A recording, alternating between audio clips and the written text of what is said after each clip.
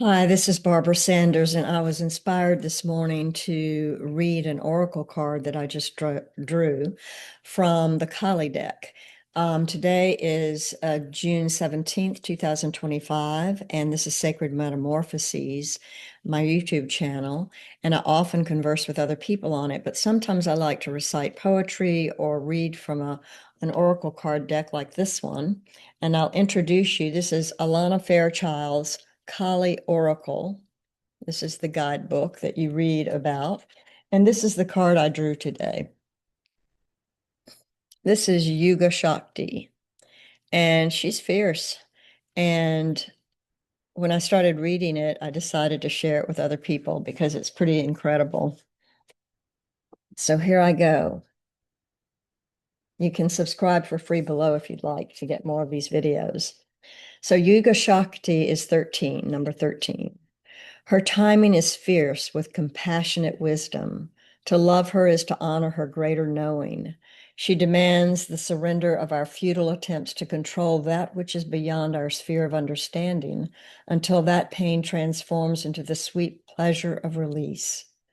Even the right thing cannot attain fruition at the wrong time. Trust her and be shown again and again that her divinely orchestrated workings of time serve you faithfully with love and grace. And I'm Barbara Sanders, by the way, and I'm reading from Alana Fairchild's Kali Oracle. So, Kali's outstretched tongue and open mouth signify her fierce form as the devouring divine warrior goddess. Time emerges from Kali and ends with her. To birth the new, she devours the old. Persistence for clinging to what has been, the attachment to our past pain and fear of an unknown future are no match for her genius and unwavering will to clear it away, to provide the best conditions for the next chapter to unfold. And I will say that I enjoy looking at all sorts of oracle books, listening to podcasts, and reading all about all sorts of theologies and philosophies from around the world. Um, very different than how I grew up in the Deep South and an Episcopal church with an Episcopal family, and appreciated that upbringing because it was very progressive and lovely and challenging. And I love to just explore these other kinds of thought. And Alana Fairchild does these interpretations very well. So here we go. There are some cosmic cycles within the personal cycles in our lives that must align. They are karmic time frames that govern soul contracts and relationships, the timing of life circumstances and changes of fortune, and the opening up of pathways for us. Using our free will, we can enhance the flow of healing and do all we can to ready ourselves to step forward at the appropriate moment.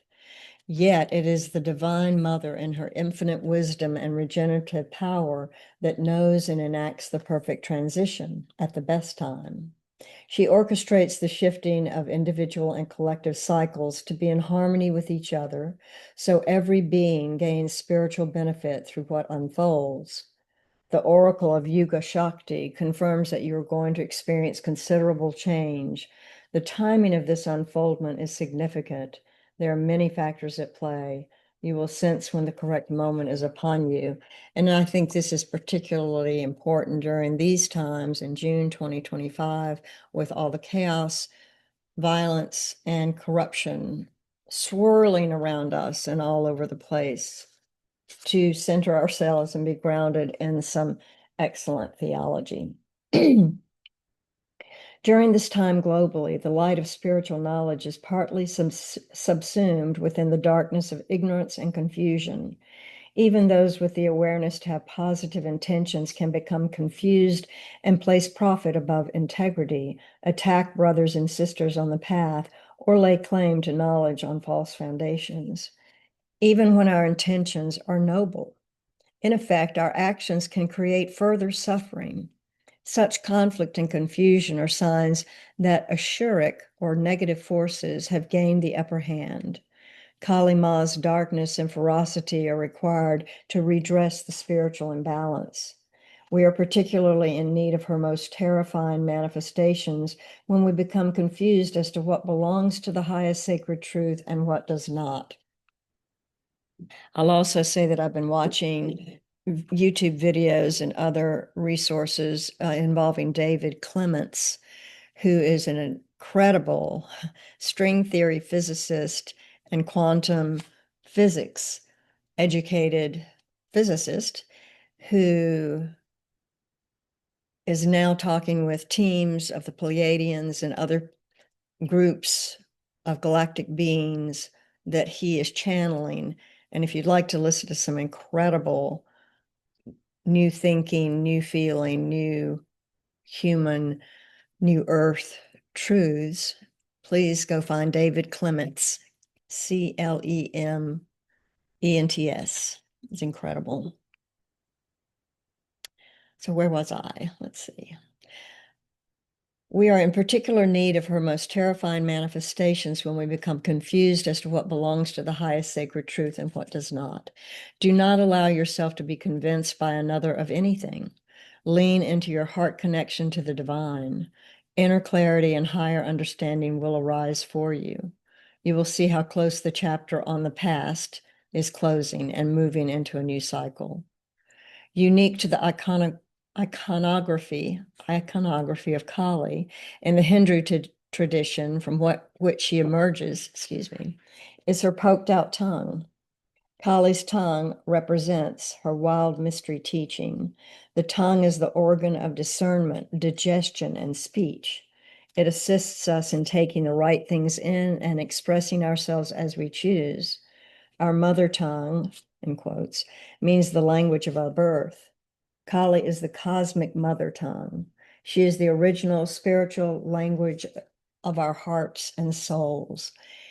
Hers is the language of spirit and light, of the truth beneath the form, and the reassurance that although we must submit to the shifting of greater cycles, those cycles ultimately move for our greatest spiritual benefit.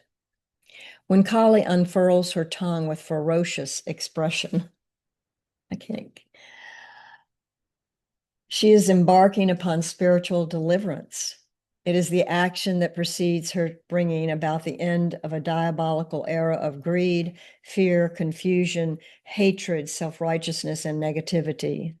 The tongue of Kali is a reminder that no matter what we may see unfolding before us, there's always a pathway back to the heroic and beautiful. If you've been struggling to let go of a negative legacy, perhaps one that extends back through generations or has infiltrated a group you belong to, this oracle signifies a radical divine intervention shall take place. Call upon her for such assistance now. Know that an era of darkness is going to end. Unexpectedly and suddenly, a new spiritual dawn shall arise. An entirely new era is due to unfold. Keep close to Kali Ma. She shall ensure it is brought into being in the best way at the best time. And now I realize why I wanted to read this to you today is that I do believe there's hope, a lot of hope for our unfolding and for new life, new birth.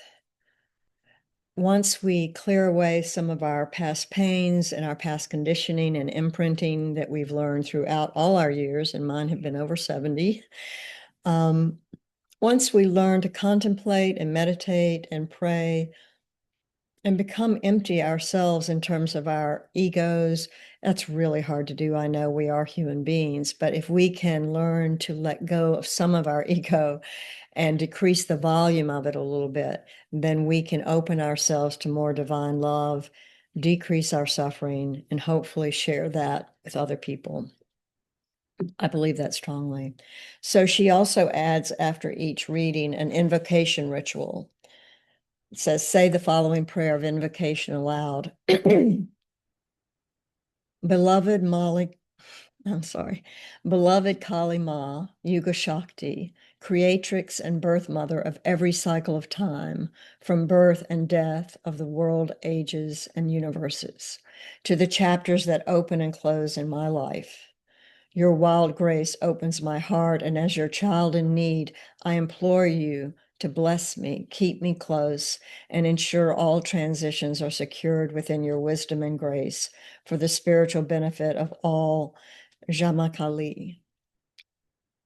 And I hear Alana Fairchild and other people talk about these paths and invocations and transmissions and activations of awakening, of divine love and support.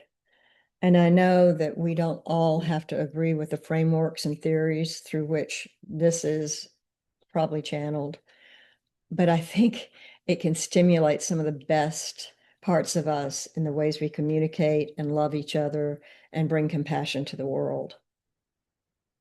So that was the invocation ritual. And she says, Alana Fairchild says, imagine, feel, intend, or visualize a fierce ocean of boiling blood bubbling away deep in the center of the universe. Let me read that again. Imagine, feel, intend, or visualize a fierce ocean of blood boiling and bubbling away deep in the center of the universe. It is wild and powerful and filled with life force. Old cords of connection, outmoded thoughts, ideas, and plans can be cast into this boiling red ocean. All offerings transform into smoky black ash, rising up from this fiery ocean, transformed. The ash is sacred. It instinctively and lightly settles wherever it is needed, providing Kali's blessing of protection. You may see, sense, or feel the ash settling upon the earth, upon the foreheads of beings, and the many places in all dimensions and directions of need. You do not direct the movements of her blessing. You simply witness it with reverence and trust. Complete your process with your hands in prayer and bowing your head. You have completed the sacred process. And I will say one or two more things, and that's that I grew up with God and Jesus Christ. And like the Bible, I think these oracle cards that I read and others read and create are also metaphors for life, written in different ways, having different practices, spouting off different philosophies and theologies, and that we don't have to get caught up in the literal details of Kali Ma or Yugashakti. However, if we can see past the details of the theoretical framework, I think these oracle cards and other people like David Clements and so many others, Rumi, all these philosophers and prophets and poets, David White, can speak to us loudly and clearly through our hearts, not necessarily through our minds and egos, but through our hearts, and help us live better as human beings on this planet, being kinder to ourselves and others, being kinder and more compassionate with all others, all other living beings, no matter what color, race, religion, gender, all the differences that are experienced as human beings and living beings on this earth, including animals, all sorts of things. We can be more open and accepting, not just tolerant, but open and accepting of all that is, and live better lives with more ease and peace than ever before. And that's my sermonette for today. Thank you for listening. Subscribe below if you'd like for free, and breathe. Thank you.